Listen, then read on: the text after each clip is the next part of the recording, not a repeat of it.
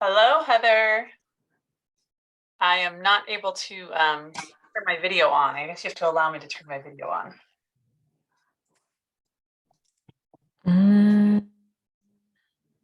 Yeah, it says I'm unable to turn on my video. Yeah. Can you all hear me? Same situation.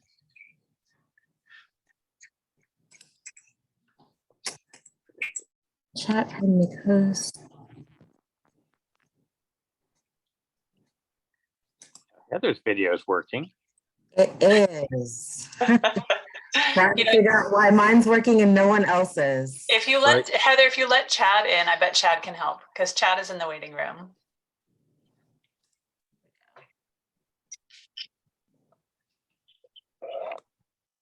Yeah, and yes, and there's a number of other people who are in the waiting room that should all be promoted as panelists too. But one thing at a time. We'll get there. We will. Okay, it says everyone should be able to show video. I think mine is working now. Hey, Oh, there's Jesse in a lovely sweater. You good now? I'm not color coordinated with the bus though. Yeah.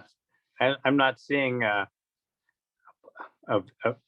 prompt for video, you know. Oh, there you go. Okay. Got it now, Tom? Yes, I do. And let's see. We still got a couple minutes till 7, I believe. Yeah, just a few. And then Hope, let's see.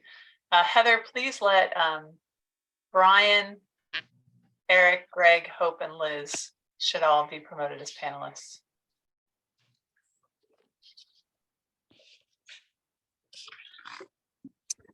Can you guys hear me?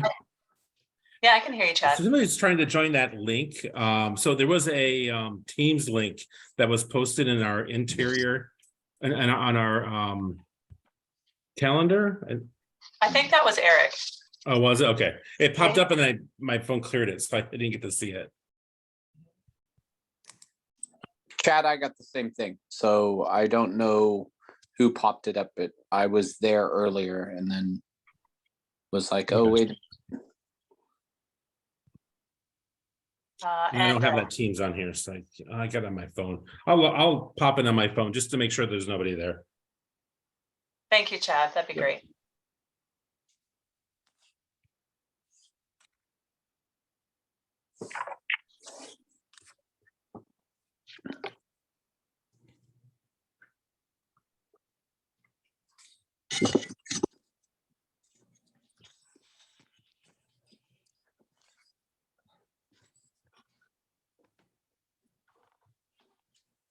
Good to see everybody. Thanks everyone for being so punctual. Hi, Greg. Hi, Liz.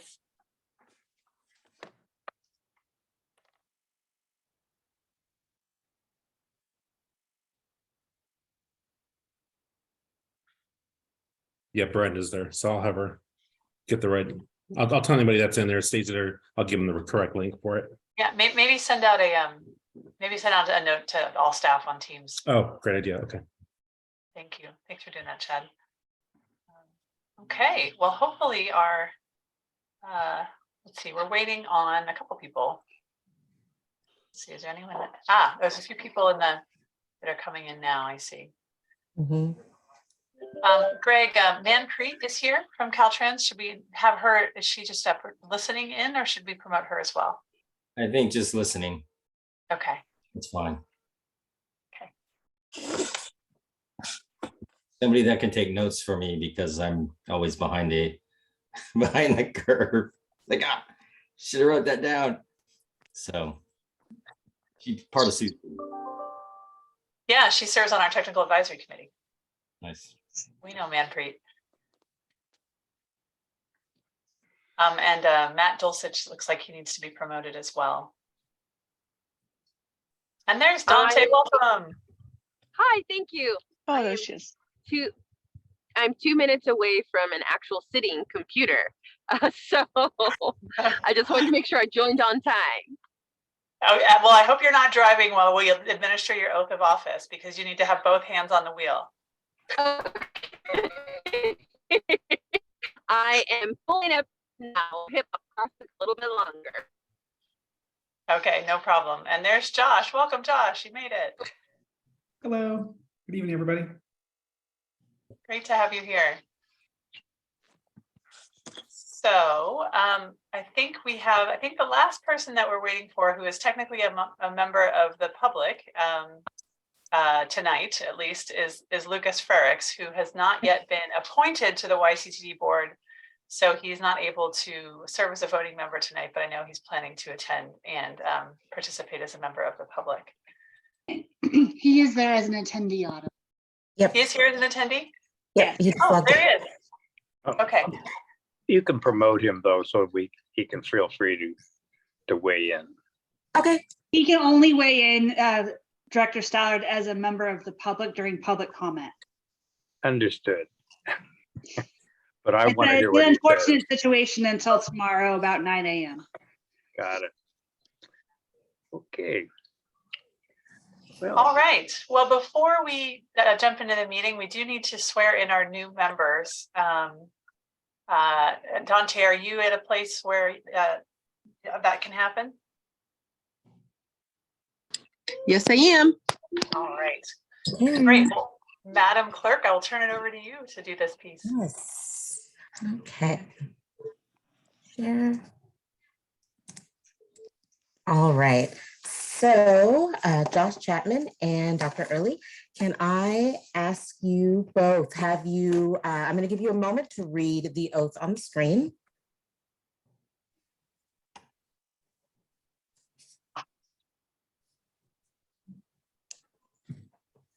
Okay, and then let me know when you have had a chance to completely read the oath. Yes. Good to go. All right, excellent. So I'm going to ask you both to raise your right hands. And I am going to state the following. Hello?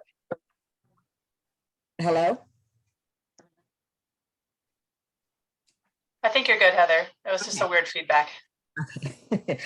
You've read the oath, you understand it, and you have no exceptions, and you so swear or affirm. Please so.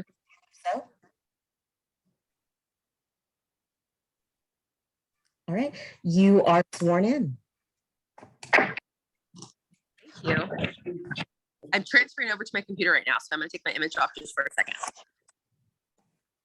Terrific. And just want to say how glad you both are. Glad to have you both here. And thank you very much for joining our little party here. And with that, Mr. Chair, I think we can kick off the meeting whenever you're ready. thank you. Thank you, Ms. Bernstein. This is now the January 9th meeting of the Yolo Transportation District Board of Directors, operators of Yolo Bus and other transportation services in Yolo County. Madam Clerk, would you kindly call the roll, please? Yes. Yolo County.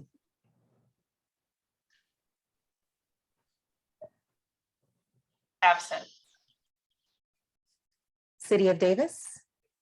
Here. City of Winters. Here. City of West Sacramento. Here.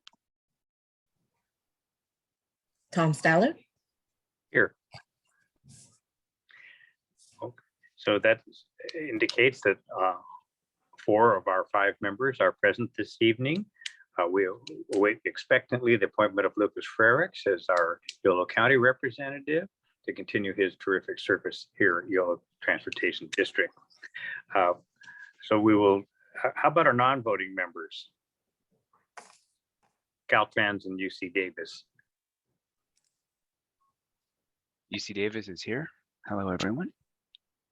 Good Good evening. evening. Good evening. Greg Wong is here from Caltrans. Thank you both for joining us. All right, so as we always do, we begin our meeting with time for the public to offer any thoughts they may have or concerns relative to items that are not otherwise agendized this evening. We will take time at each agendized item for comment at that time. Is there any comments offered, Madam Clerk? I do not see any comments at this time. All right, that allows us to move to our consent calendar, and that's items 3A through E. Does any member of the board wish to take any of these items off for separate discussions, or may we proceed to consider them as a whole?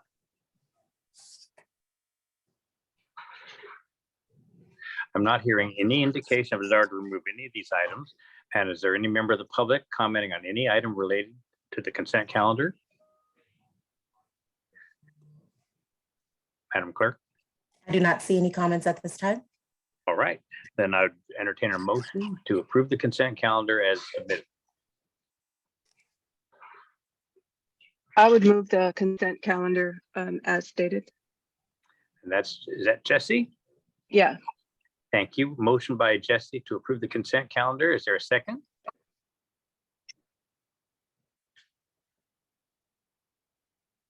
Sure, I'll second. This is Chapman. Thank you. Director Chapman seconds the motion. We've had no public comment. We'll proceed to a roll call vote. Heather, would you please call the roll? Tom Steller, Yes. Josh Chapman, Aye. Jesse Lauren, aye. Dante Early.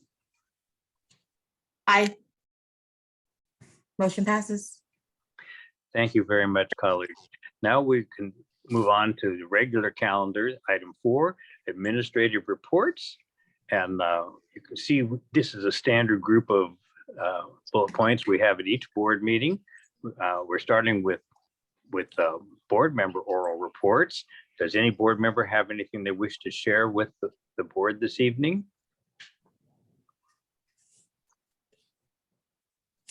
I do, Tom. Jesse, please proceed. I would just like to thank Autumn for sending out the vision, values, and priorities. It's been a part of our packet for the last 2 years. I think it's very important in that we just updated it in November, and I just wanted to say thank you for sending it out. Very That nice. concludes my comments. Thank you. Any other director wish to report? All right. This should give us time to hear from TransDev. Do we have a report from TransDev this evening? And for Mr. the Chair. public, TransDev is the contract operator of Yolo Bus. Yes, Madam Clerk, Madam Executive Director. Thank you. Yeah, our TransDev general manager is unfortunately out of office. He's ill, but he did send me a report that he asked me to share with you all. So currently they have 64 operators for 54 operator bids, which means that they have enough operators to run our current service. In fact, they have a little bit of a surplus. And they are ready and excited for the additional Route 42 expansion, which will be adding 9 additional trips to the Route 42 next week in the afternoon peak. And they have another training class starting in 2 weeks to prepare for the micro transit expansion into Woodland. That's wonderful news. It's nice. It's a big improvement over just a few months ago, that's for sure. So please convey our appreciation for the hard work they've done in recruiting and training operators to be in a situation like this, okay? Thank you. I will do. And why don't you proceed right along with your own executive director's oral report? Okay, happy to do that. So first, I just, since it's top of mind for many of us, just want to report on what's been happening with the recent weather and flooding events here in Yolo County and how it's been impacting our operations. So we are in touch with the Yolo Emergency Operations Center. Yolo Bus does serve as the transportation lead for the Emergency Operations Center in Yolo County, meaning that if there are people who need to be evacuated, the Yolo bus fleet is standing by to do that. However, we also just participate to be aware of what's happening, out there to make sure that our service is not impacted unduly by the weather. So today we did the major area of concern for us was the Cache Creek Canyon and our service, our Route 215, which serves the Cache Creek Casino. We did suspend that service this afternoon. Some people had taken the service to get to work. Many Cache Creek employees ride that service from Woodland to get to work every day. We had 2 busloads of people had gone up the canyon this morning. And so we did have a trip this afternoon that was only bringing people back down the canyon. We did not have any more people coming up the canyon in the afternoon due to concerns about flooding. And we have now suspended all service until tomorrow afternoon, at which point we will see what the conditions are and may resume service at that time. Has the casino modified their hours? Do you know? I don't know. We have been in close consultation with them all day throughout this and made these decisions collaboratively in terms of understanding what their needs were. Thank you. Sure. As was mentioned during the TransDev report, we are getting ready to add 9 additional trips on the Route 42 starting on January 15th. That will bring us to full 30-minute headway service in both the morning and afternoon peak, as was originally approved by the board in YoloGo and has been a long time coming due to our driver shortage. So we're very excited. We'll also be resuming some late night trips as well on the 42 to allow people who are, have later evening obligations to travel. In addition, we're continuing to work on service planning for our microtransit service, and we have procured vehicles. We're waiting for them to be delivered. We're working on branding for the new service. We are going to be rebranding the service countywide, and so we're working on that. Our audit is nearing completion. We've wrapped up, have delivered all of our items to the auditors, and we think we're going to have a very clean audit, and we're looking forward to reporting back to you on that at a coming meeting. A couple of things I did want to flag. We have continued to hear some concerns from residents of South Davis with regard to the changes to the Route 42 and the suspension of the express bus service.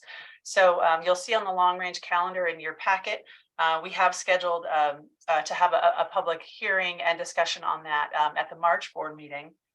In addition, I wanted to make you aware of the fact that the board did approve changes to our fare structure for microtransit. We've been running a promotional fare of $1 on that service since it began, but that promotional fare was never meant to be permanent. And with ridership on our microtransit service, hitting breaking records every month, we realized it was time to end that promotional fare. We have had some complaints particularly from residents in Knights Landing about the fare increase, and so I expect we'll be having some board discussion about that and making some opportunities for the public to come and share those concerns as well in the next month or two. And that concludes my oral report, and happy to answer any questions. Thank you. Are there questions of our executive director?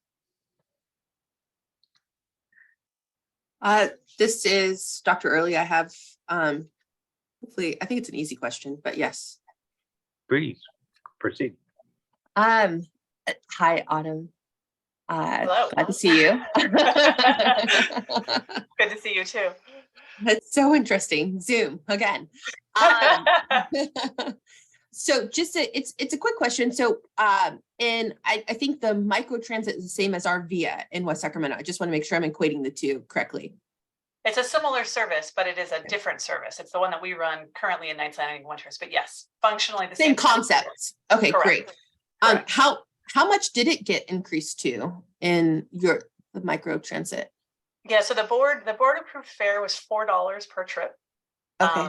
And the promotional fare, which was again adopted at the time the service was launched, was a $1 promotional fare. So it's a pretty substantial increase. And when the original fare was approved, including the promotional fare, there was no end date set for it. And so when we went back and looked, and we realized we'd been running the promotional fare for 2.5 years, that it seemed like it was probably time to Well, then it wasn't promotional anymore after 2 Yeah. years. That was just Right. the fair. Okay. Yeah, so understandably, some concerns from the residents who probably didn't see it as a promotional fair and saw it as as this is what the fair is. So Got it. All right. Thank you. Thank you. Before we move on, I think we'll take the AD Managed Lanes monthly report as part of item 5. If that's agreeable, Autumn.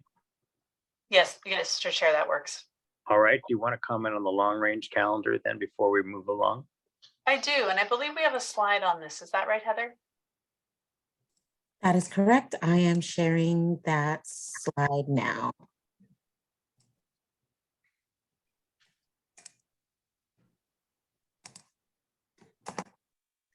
So as you can see, we have the long range calendar items for February and March. There's a long range calendar for the full year in your packet, but I won't put everybody to sleep by going through the entire thing. I just wanted to share the next 2 months.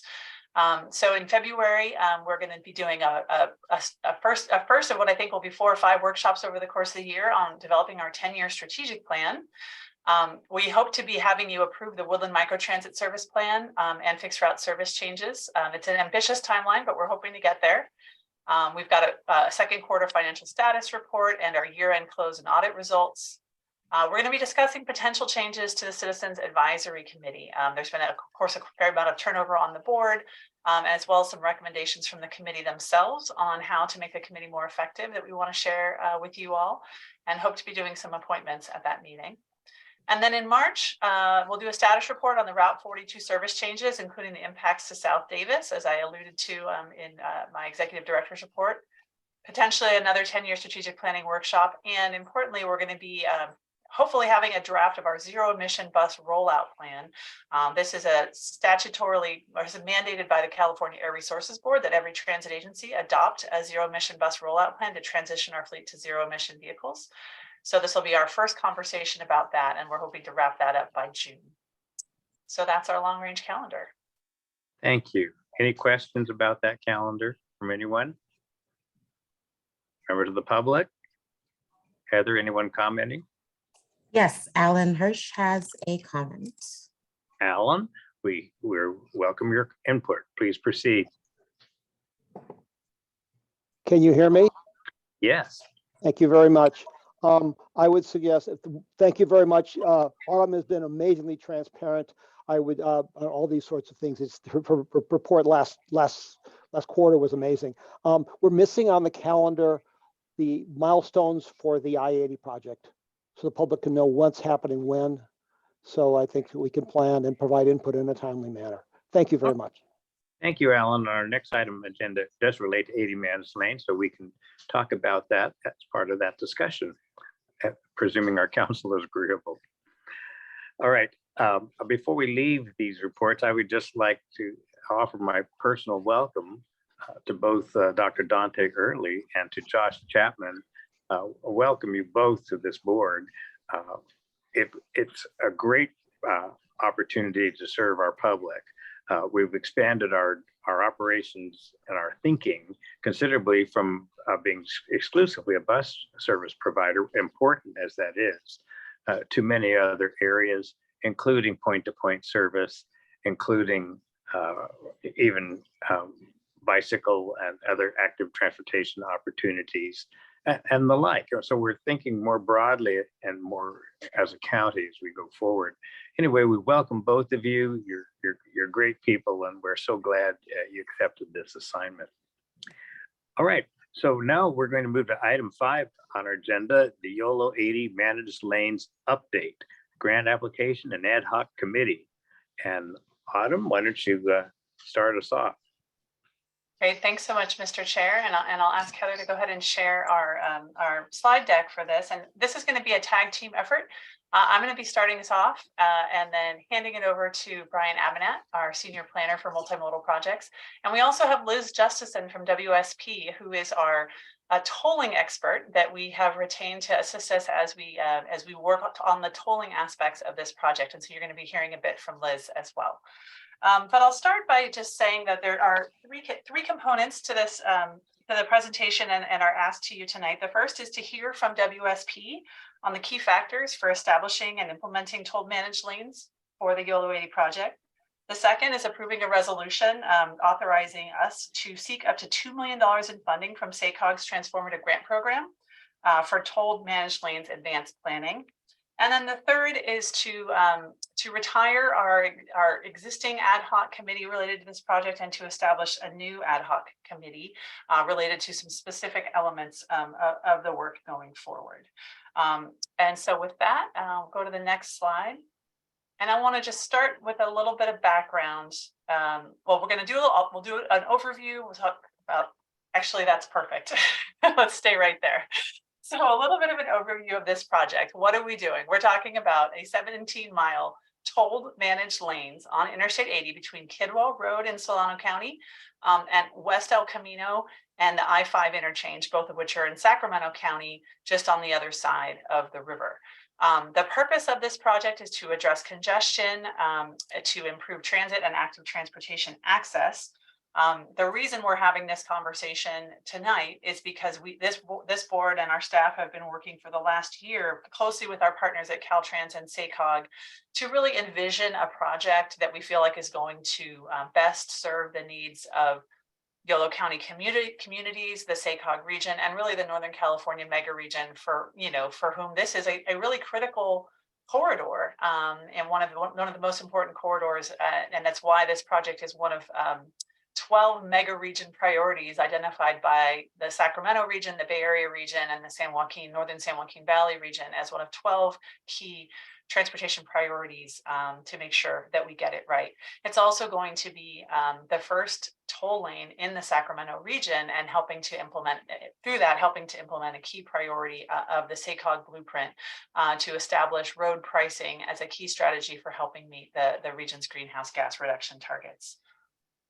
So let's go to the next slide. Just a quick overview. Actually, I think our slides are a little bit out of order. Can you move forward one slide, Heather, and then we'll come back to history in just a moment. Here we go. So our project snapshot. So the total project cost at this point is $208 million plus some amount for mitigation of environmental impacts. We have about $94 million in committed funding from an $86 million infra grant that YCTD received and an $8 million SACOG Planet grant that Caltrans received. We currently have a request for $103 million to the state of California as part of the SB1 Trade Corridors Enhancement Program, TCEP. If we receive that money, then we will be very close to being able to build at least the first phase of this project. And so we are also looking at a SACOG application for about $10 million in construction and $2 million in tolling advanced planning, as we'll get into. So if we are successful in getting the pending application with the state and the SACOG funding, we will be able to build the first phase of this project, which is toll lanes from the 80-50 split in West Sacramento to Richards Boulevard in Davis. We're currently in the environmental phase. We expect to have a draft environmental impact report. Believe the timing is April, and Greg can correct me if I'm wrong, if that timing has changed. We'll then be completing right away and design in the spring of 2025 with a construction start in summer 2025 and construction ending in fall 2027. And with that, let's go back one slide, and I'm going to hand it over to Brian, who's going to tell us a little bit about the history of how we got here. Yeah, so back in summer 2021, Yolo County or Yolo Transportation District applied for and was awarded $86 million in capital funds for this project.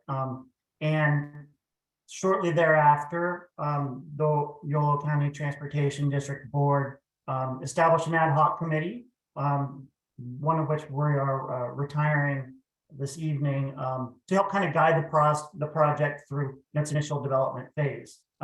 In December 21, Autumn brought to the board some project goals, which you weighed in on and were subsequently revised, and those reflect the project goals that you see as an attachment to your staff report this evening.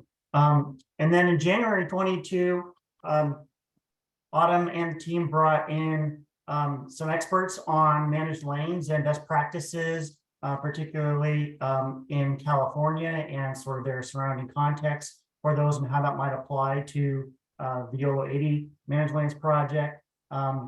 We spent the next several months working with Caltrans to refine the project description and to come to a consensus that a toll managed lane was going to be a baseline feature of the project.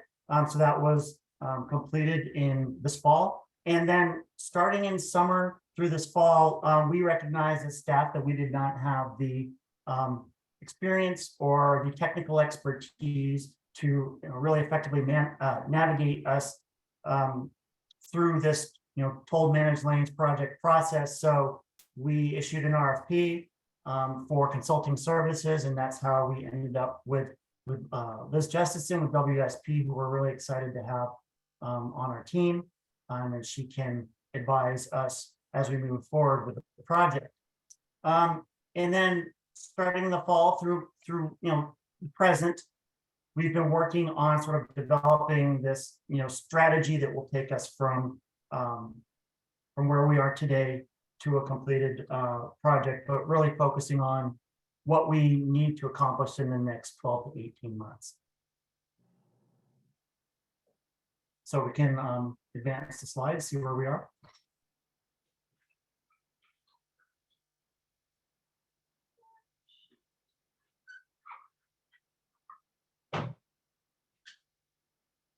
Yeah, so what I was referring to at the end of the previous slide was, the focus of the discussion this evening is sort of sharing with the board what we feel like is the appropriate framework for getting us from where we are today to an implemented managed lanes project, concurrent with the opening of the the larger capital project that Caltrans is responsible for delivering.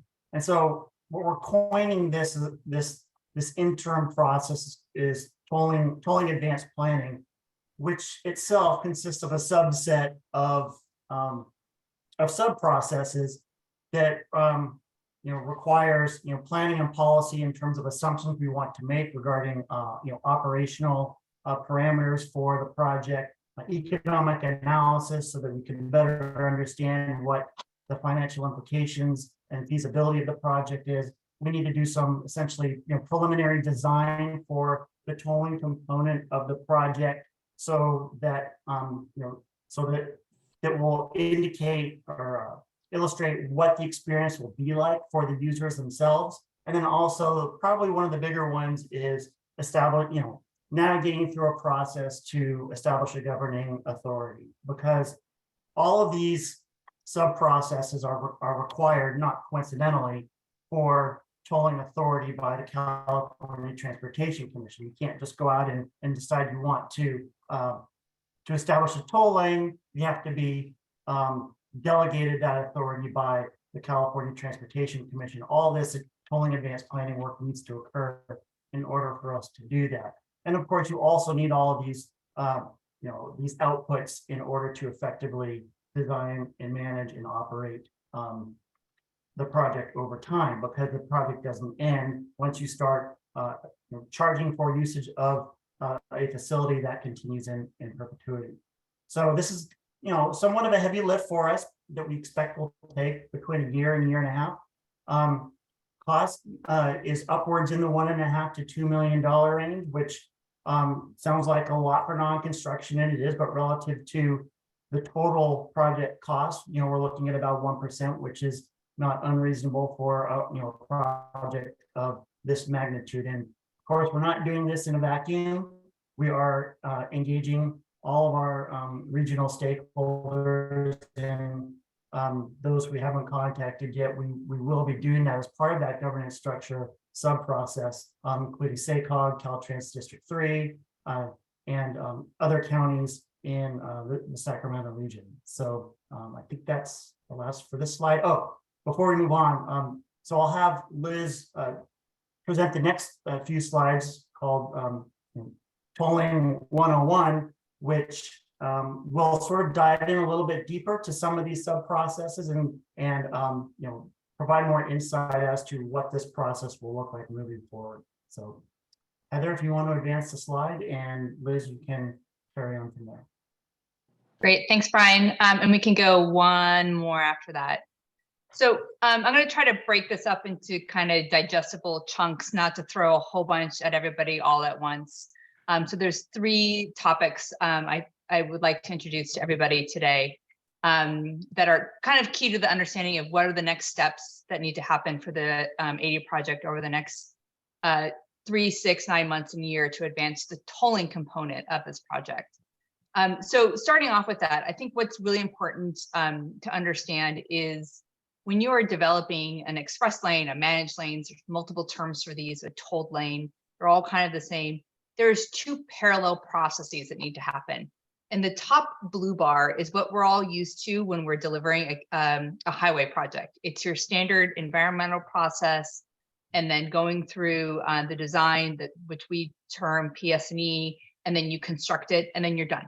You have a capital project that is delivered. When you're developing something that has a toll system on it, there needs to be a parallel effort that happens alongside the civil delivery components. So this is the delivery of the price managed lanes piece.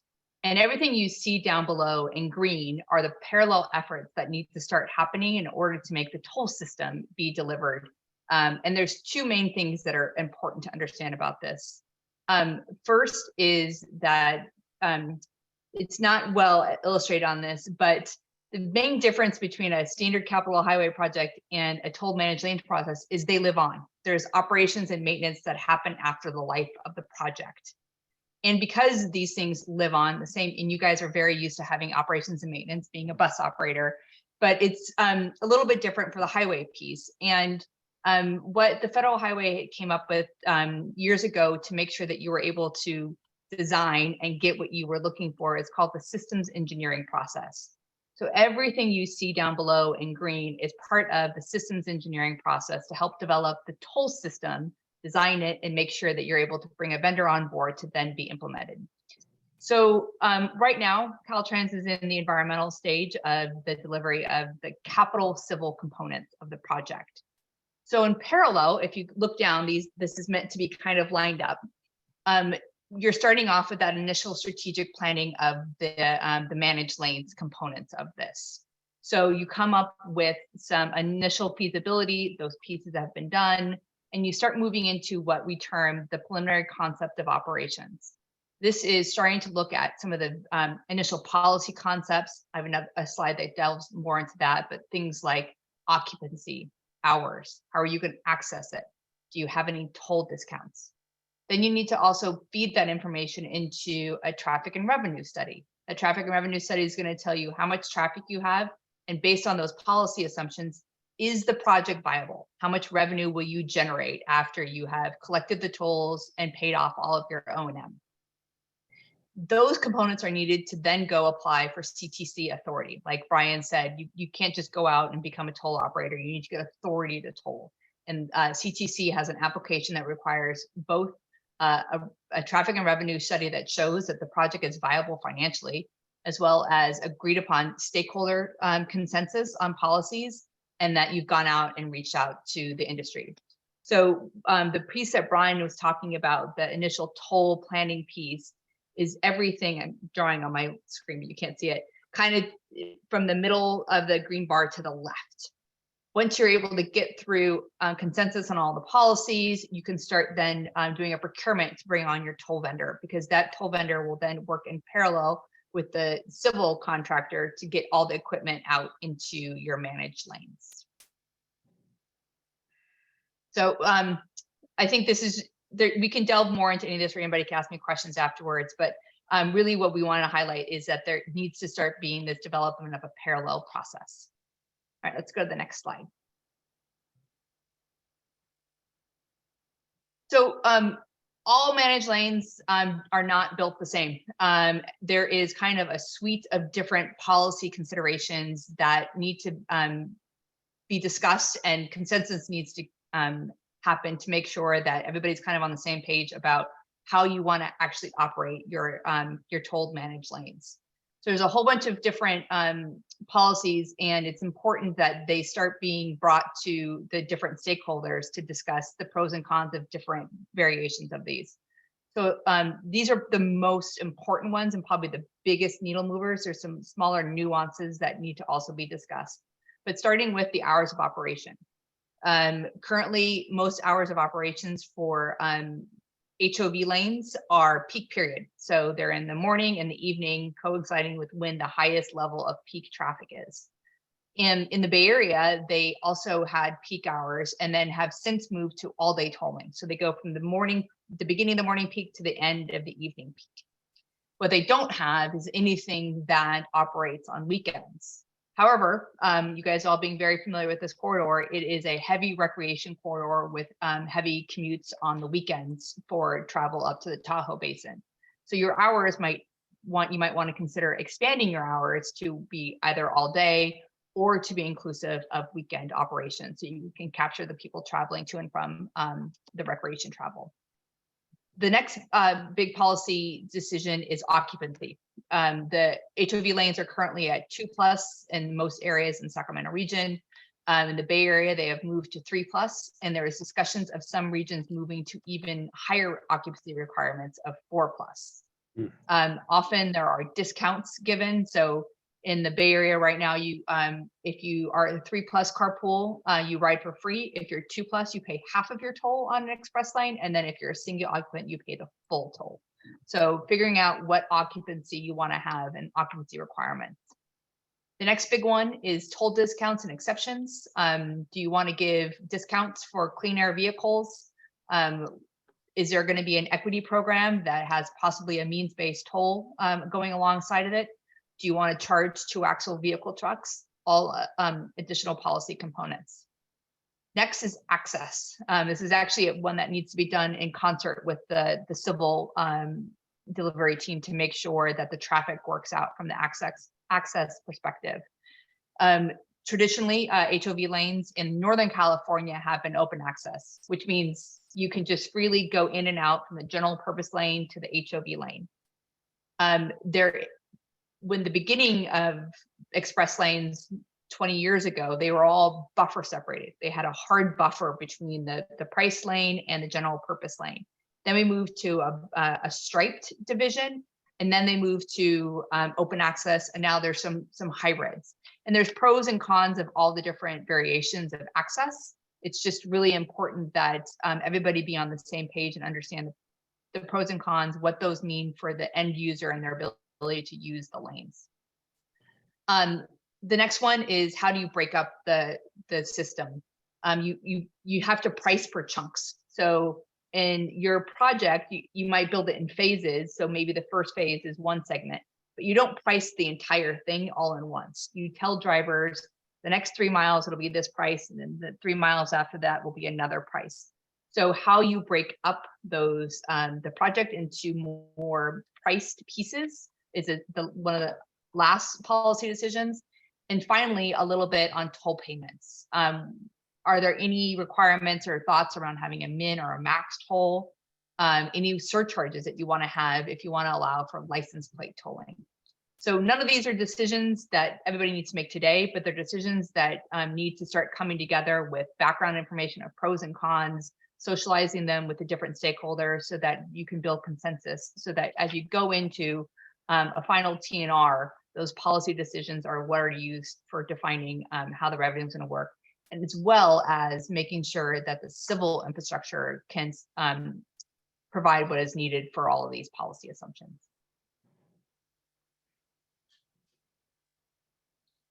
That's quite a long Lastly, list. I was trying to break up and not put too many. There's a few others, but those are the big ones. Lastly, I thought it would just be kind of helpful to give context of Sacramento versus what's in the Bay Area, where the Bay Area has a much more established toll. I'm sure a lot of you guys have traveled to the Bay Area. You are used to using the facilities there, from the bridges to the express lanes. And so this diagram is showing you how that actually works. So it seems kind of easy, like you drive through and all of a sudden your fast track gets charged and you get paid. but there's a whole architecture of systems and contracts and agencies putting out contracts that make that come to life.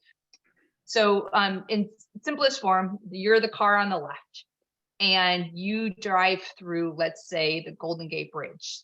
The Golden Gate Bridge then has equipment at the bridge that captures your license plate or your fast track. They take that information and they send it to what is called the Regional Customer Service Center. And BATA/MTC own and operate that Regional Customer Service Center. So those folks take the transaction and go look up all of your account information. So they either look and see if you have an account with Fast Track, if possibly you have an account with a different CTOC operator within the state of California, or they go look up your license plate in the DMV, and then they go back and charge either your account, send the transaction to another facility, or send you a bill in the mail based upon your registered license plate. So the reason I'm trying to show you all this is not to show how complicated it is, but just to show that there is a need for this underlying architecture of tolling in order to make the express lanes come to life. There's a myriad of different options about how to make this happen in the Sacramento area, but at some point there needs to be a basic understanding of how and who is going to hold those customer accounts. There will be the equipment that's put out in the toll lane. That's one component of it. And then how are those accounts taken care of is another component. And we can further flesh out some of these concepts for everybody.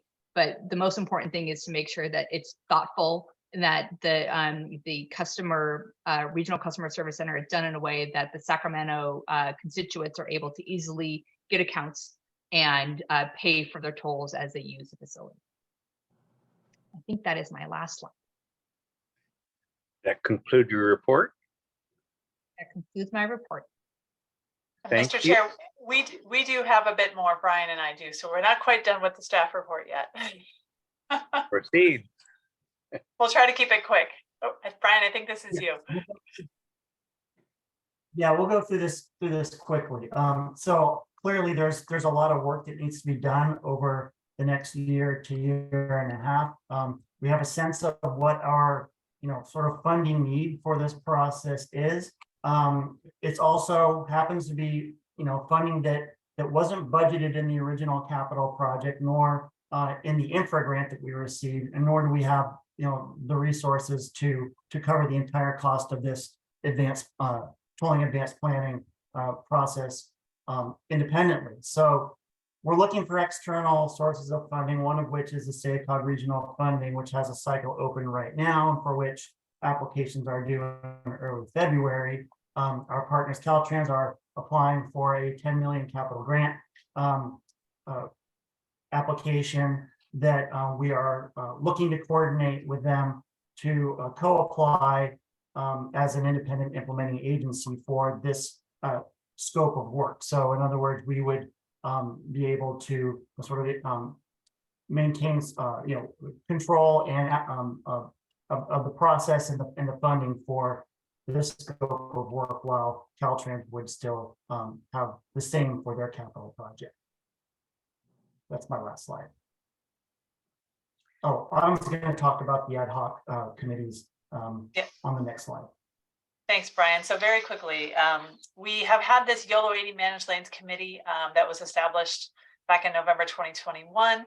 It's completed its work, which was to guide the project through the initial scoping phase and negotiations with Caltrans around clarifying and coming to agreement on the scope of the project. So we are suggesting that the board retire that committee. And going forward, we think most of this work can come directly to the board of directors. However, there is there will continue to be a sensitive component to this, which is particularly around the establishment of the governing body. This will involve YCTD kind of in conversation and negotiation with other regional partners in the region that are interested in this and also doing tolling. We don't want to go alone. We want to have a regional tolling authority. SACOG is, of course, a key part of that, and of course, Caltrans District 3. So some of these kind of more detailed, nuanced conversations around particularly around the establishment of the governing body, we think it's important for us to continue to have an ad hoc committee that can do that. So we are asking for the board to appoint 2 voting board members for the Tolling Advanced Planning Committee. And the board could also choose to appoint a non-voting ex officio member, such as UC Davis's Matt Dulcich, who served on the original committee and was very helpful in that capacity. And so just to reiterate our requests of you, one are to approve a resolution authorizing us to seek the funding for the SACOG Transformative Grant Program, and to establish this new Tolling Advanced Planning Committee. And with that, that concludes our report. Thanks for your attention. Well, thank you. That was a comprehensive report. And I'm going to ask for interested volunteers from our board in just a moment, but perhaps I ought to first pause and ask if there's public comment on the report as presented this evening. Madam Clerk? Adam Hirsch does have comment. Alan, please proceed. Thank you very much. This material that was just presented was not in the staff packet. So it's really hard to prepare for material. Usually as a courtesy, at least in the city of Davis and most of the places I've been, the entire packet, including new material, is always presented in the staff packet. This has happened a couple of times. This is too important a project to be done off the cuff. People should be presented information and people can make more informed comments if materials available. So I urge that basically that as a policy that all new material be presented in advance in the packet. Thank you for ending one ad hoc committee, but forming another ad hoc committee, which is basically just continuation, is not ad hoc. This is a standing committee. This is too big a project to be done in secret with 2 people or 3 people. It should be done in public in a subcommittee, which has public notice and public minutes, and it should be more visible. Please, please do not make this. It questions the legitimacy of the process on such a big project with such big climate change. I don't think this is appropriate. I don't think you want to do this. I'm also concerned that basically in your review things, you didn't discuss induced demand. You thought that it was implied that basically there's ways of getting around induced demand. You can no more get around induced demand by widening freeways, whether you pay tolls on the wider freeway or not, then you can fight gravity. And the minutes don't ignore this sort of reality. Any widening the freeway, adding capacity, whether they pay toll or not, will add capacity, will move us in the wrong direction on climate change. If we really think this is a crisis, we need to address this friendly.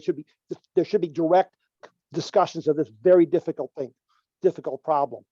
And I don't have yet to see it happen.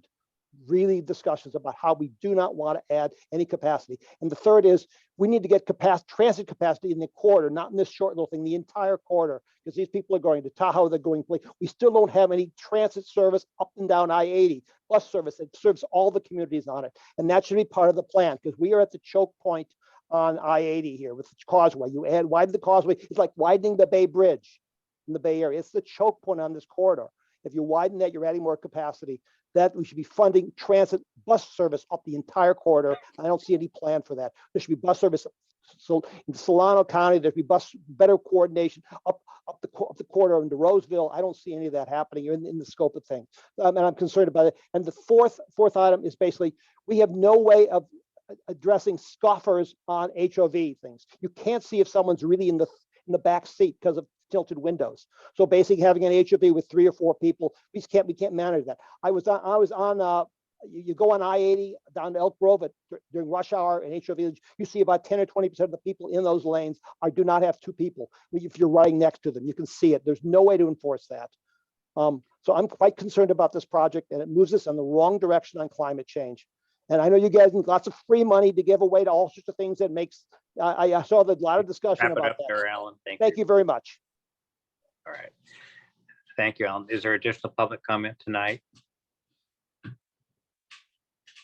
All right. As I understand the idea of a new subcommittee of the board, it's basically to comment on these various aspects of tolling as presented tonight with our staff in order to ultimately design a recommendation. But that's essentially the work that the subcommittee would be asked to do. With that, Autumn, has there been expressions of interest from our board? You mentioned Matt Dulcich. I think he'd be a great choice as a non-voting member, but a very useful voice. Yeah, I would leave it to the board members themselves to express All right. if they do have interest. All right, and Dr. Early, I think perhaps you are interested in this. Is that correct? I am. So I'm going to do a twofer. So I am interested in serving on this ad hoc committee. And then also, I think because of the connection on the Causeway with Davis, that it would also make sense for our newly county supervisor, Lucas, to also serve. And so I would request that he serve. I don't know how that works and if that's allowed and if he's accepting of it, but that's what I would suggest. Well, we could certainly make that a conditional on his appointment tomorrow at the Board of Supervisors meeting, which we can pretty much assume is a foregone conclusion. So you're interested, and Lucas, are you present on the call? I am, yes, and I'm willing would to you- serve if the board will choose that. All right, so we have expressions of interest from our West Sacramento representative for our prospective supervisor representative, and with the assistance of our UC Davis representative. Is any contrary feelings among our board members? Everybody peaceful with that? It sounds like they are. Tom, So, I have my hand raised. Tom, you know, Jesse, I can't see anyone's picture because I'm working off a phone. I'm sorry. So thank you for speaking up. What's your point of view? my point of view is that I support the direction of Dr. Early and Supervisor Farrick and ex officio Matt Dulcich, and I think that's a wise way to go forward. All right. Council, should we do this by motion? I do believe that's best at this point. All right. And just to reiterate, this ad hoc is being formed for a specific purpose for a short-term nature while these pieces have ironed out. I also just want to highlight for any members of the public that there will be a less than a majority of the board in terms of voting members, and that Director Dulcich will be sort of a supportive member in the fact he's non-voting. And so that's where it works within the ad hoc rules. Thank you. I will take Jesse's comment as a motion to approve the selections we've discussed. Josh, do you want to second that motion? Yeah, I'll second that motion. All right. Motion and second. Is there further discussion? Chair, Yes. Chair Stollard, would you like, if it would be acceptable to Director Chapman, I would also like to approve the resolution authorizing the executive director to seek up to $2 million in funding from the SACOG transformative grant program, and also accept the presentation from our consultant tonight. Thank you. Josh, you accepting the expansion of the motion to include those items? I do, yes. Thank you, Jesse. All right. We've had public comment on the item. Madam Clerk, would you call, please? Yes. I have City of Woodland, Aye. City of Davis, Aye. City of Winters, Aye. City of West Sacramento. Aye. Motion passes. Well, thank you all. And I want to thank our staff and our consultants for educating us on this. We all had to learn tonight. That's what we do in our meetings, is we learn. So thank you. All right. Does that conclude the item, Madam Clerk? Excuse me, Madam Executive Director? It does. Excuse me while I move my cat. Your cat is always welcome at our meetings. He definitely makes himself welcome. So I'm glad you feel that way. That's good. Let's see, we're going to move to item 6, which is the selection of vice chair for 2023 calendar year. And Autumn? Yeah, we don't have any slides for this. It's just a very short staff report, which is that historically we do appoint a chair and a vice chair each July. That has now switched. Last year, the board decided to switch it to have that be January through December. In December, of course, we Director Stollard was voted to become Chair Stollard. But we wanted to hold off on appointing a vice chair until the appointments from the city of Davis and the city of West Sacramento had been made. So that the board in December suggested that we postpone that decision until now. Historically, we do rotate the chairmanship and the vice chairmanship. So the vice chair is generally becomes the chair the next year, and it rotates among the jurisdictions. And there is a table in your staff report that shows those rotations. And based on that rotation, the next in line for vice chair for this year, and therefore for chair next year, is the city of Davis. And with that, which would be Director Chapman. Director Chapman, are you prepared to assume the responsibilities of vice chair this year? Yes, I'd be honored to do it. Well, I will personally nominate you for that role. Is there a second to that nomination? Dr. Early seconds. Director Lauren will second. Thank you. So with a motion and a second, I don't know if I guess I should call for public comment. Is there? Yes, please. Is there public comment on this? I'll raise my hand, Mr. Chair, as a member of the public this evening. I'm very supportive of this nomination, and it's not without precedent. A number, at least two of us on this board, over the time we've served on this board, have basically come in and basically either in our first meeting has been appointed as the vice chair, or in fact the chair of this agency board. So I think Councilmember Chapman and Director Chapman will be a great vice chair, and he'll learn a lot from you as chair and be a good chair in the year ahead. Thanks so much. He's an experienced city councilman. He's been on other joint boards.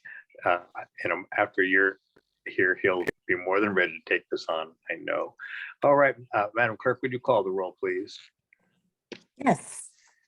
City of Woodland? Aye. City of Davis? Aye. City of Winters? Aye. City of West Sacramento? Aye. Motion passes. Thank you. Delighted to have that resolved. Welcome aboard again, Josh. Okay, that brings us to item 7, which is the appointment of the Capital Corridor Joint Powers Authority Board. And our executive director will tell us what we need to do. Autumn. Thank you, Mr. Chair. So yes, our recommendation is that the board, that you appoint 2 directors and an alternate to serve on the Capital Corridor's Joint Powers Authority Board of Directors. As you all know, the Capital Corridor runs between the Bay Area and Sacramento. The Yolo County stop is in downtown Davis. Each of the counties within the Capital Corridor Joint Powers Authority appoints 2 members to the board. Some are appointed by agencies like ours. Those in the Central Bay Area are appointed. They are all members of the BART Board of Directors. Let's see, until recently, the representatives were Don Saylor representing Yolo County, Lucas Frericks representing the city of Davis, and Gloria Partida as the alternate. The board meets bi-monthly, so 5 meetings per year on the 3rd Wednesday of the month. They alternate between between Sassoon and Oakland. And the next meeting is on February 15th. And we look forward to continuing our service. And I will just note at the end that I did have a conversation with Rob Paget, the executive director, and he noted that the quality of the representation that he gets from Yolo County is quite exceptional, and he wishes every county would follow our lead in terms of having such engaged, thoughtful board members. That's very, very nice to hear from him. I appreciate it, and I would certainly understand why, because Lucas Frericks has presided over that board, and he's passionate about this issue. Lucas, I presume we would like to continue on that board. Is that correct? If this board will have me do so, I'd be honored to do that. And I do think that there is definitely something to be said. It's a 16-member board, and there's a fair amount of turnover between Placer County and Santa Clara County, all the way up and down. So having a little bit of continuity probably would not be a worse thing for that agency. All right. Well, we would consider this appointment provisional upon your appointment, but we know that that's a shoe-in. So colleagues, I presume I didn't want to jump the gun on anyone, but I presume you're all comfortable with Lucas continuing. All right, so that means we have one additional. Tom, you can't see Jesse's raising her hand. Yeah, Jesse, please. Hi, Chair Stallard. I didn't want to jump ahead of your train of thought there, but I did want to ask a clarifying question. Director Chapman, is this stop in your district, in your district for the city of Davis? In my council member district, is that what you're sorry you were breaking Yeah. up? No, Yes, it's not. and This I'm is sorry in- about that. No, it's okay. This is in the seat that Lucas used to hold. So District 3, which is a current open seat right now on our council. Okay, so Oh, you've got another public comment, Chair Stollard, thank you. And who is commenting? being helpful. It's the member from the Yolo County Board of Supervisors. Shocker, I know. Director Stallard or Chair Stallard, just going to say, actually, I think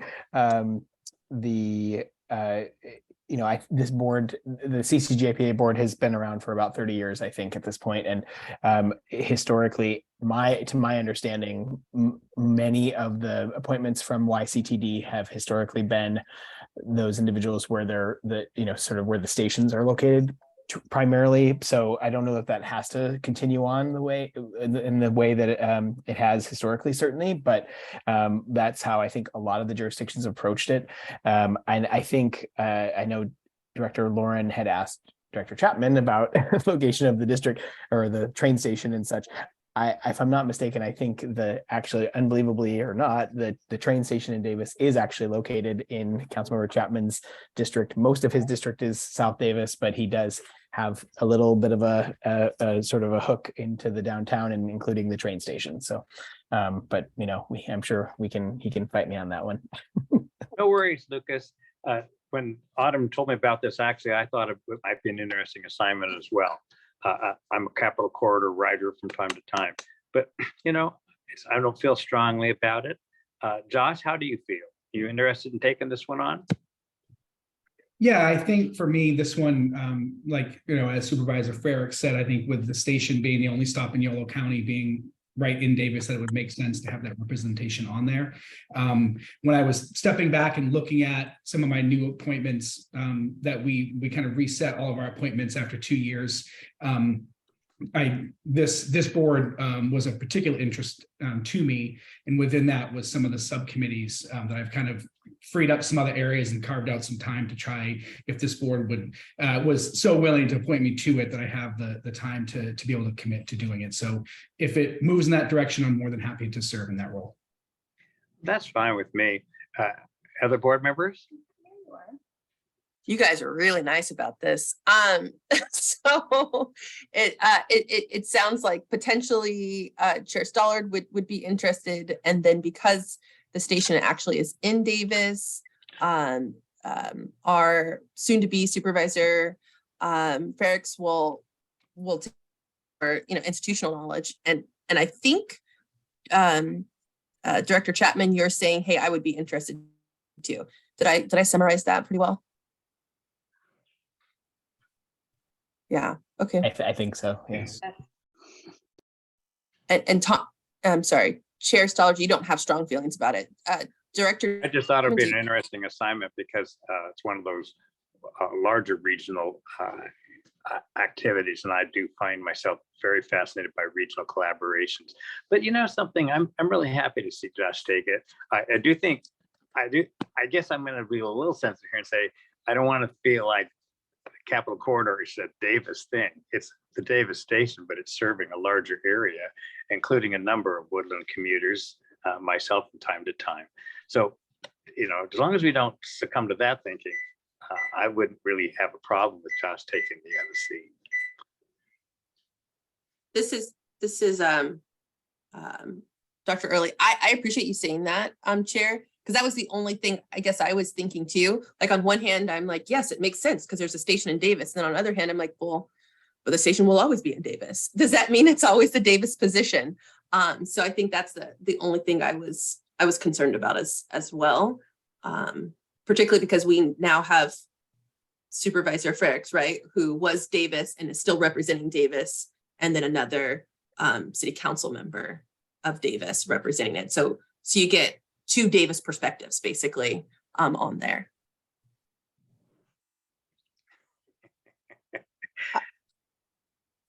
Chair Stallard, I think that Dr. Early raises an interesting point of kind of spreading the wealth and the love around of our jurisdictions. So I wonder, how passionately you feel about this. Are you addressing me or are you addressing Josh? You, Chair Stallard. I'm not feeling passionately about it.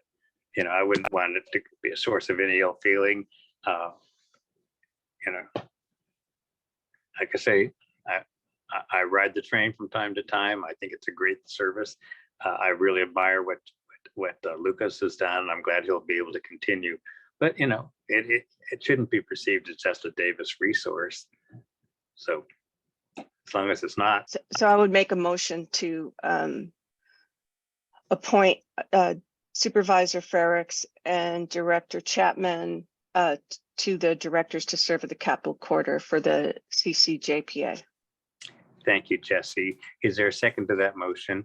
If I may, Chair Stallard, I will just point out we do also need to appoint an alternate. Oh, public comment. And take public comment, yes. Well, we will do public comment, but Gloria Partida has been the alternate. Why don't we just leave her there? Why don't Well, you serve actually, as great. the alternate? Wouldn't that, yeah, could I amend that? Please do. So Chair Stallard, couldn't you be the alternate? Isn't that like a good middle ground here for this discussion? Okay, I'll be the alternate.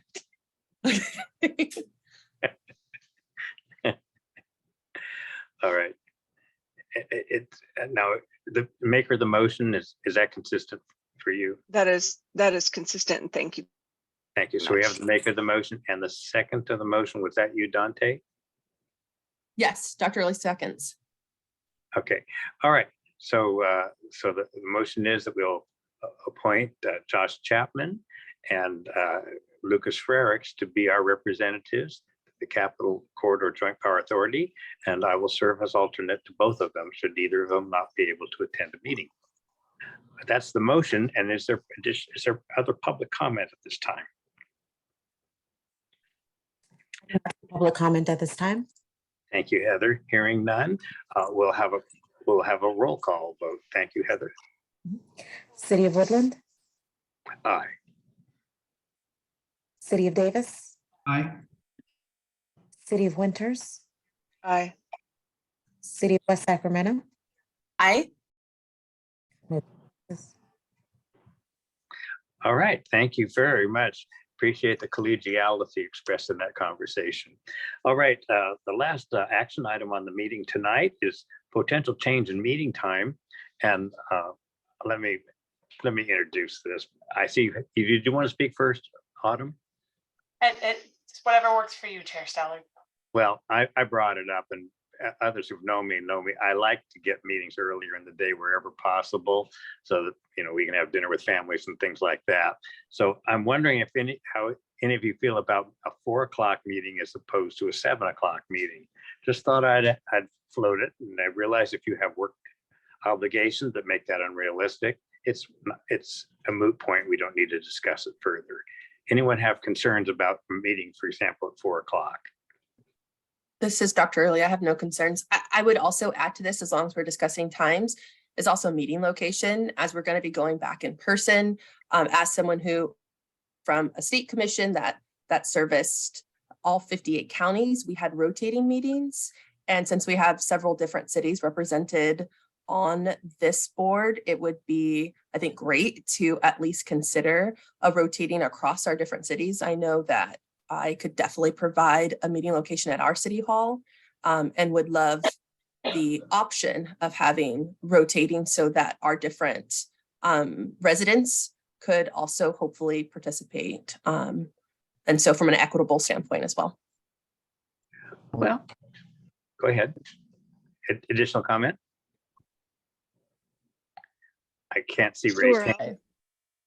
Director Lauren I would like to make a comment that if 4 o'clock's too early for me, I could go as early as 6, but I can't work and then come back and be prepped for a meeting at 4 o'clock. It's too early for me during the day. All right. And I don't have a comment on the rotating. I hadn't thought about that. I'd like to just think about that a little longer. Yeah, I withdraw the suggestion in view of the fact that it's in a position on a work schedule. Okay, I just thought I'd ask the question. We do have public comment. Who wishes to speak? Mr. Alan Hirsch. Alan, please proceed. Yes, I'm concerned that an early meeting time would discourage public engagement, especially when you're doing the largest single project in the county. And second, if you rotate meetings, it's really important that the locations be transit accessible, not just driving accessible. This is a transit agency, so that's really, really important. Thank you. That's a good point, Alan. And I've already waived this issue of the time. I mean, we have a person whose work schedule doesn't accommodate it, so let's just live with 7 o'clock. It's still working fine, I think. As terms of rotation, I think, Dr. Early, you're hearing about the wrinkles that are involved. Well, at our city hall is obviously publicly accessible. It has in fact, the 42 drops right off in front of it. So at least for our location here in West Sacramento would be accessible to the public, not only the public in West Sacramento, but the public across the county as well. I certainly can't argue with your logic.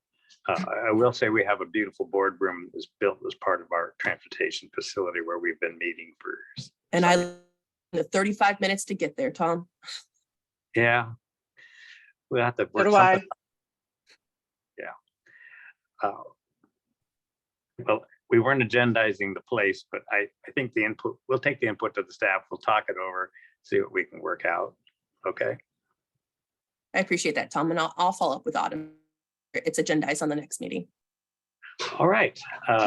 Chair Steller, just for the record, for the discussion, I just would like to add that Winners would not have any public transportation that would be available during those hours, and that we would not have, any of that available to the public.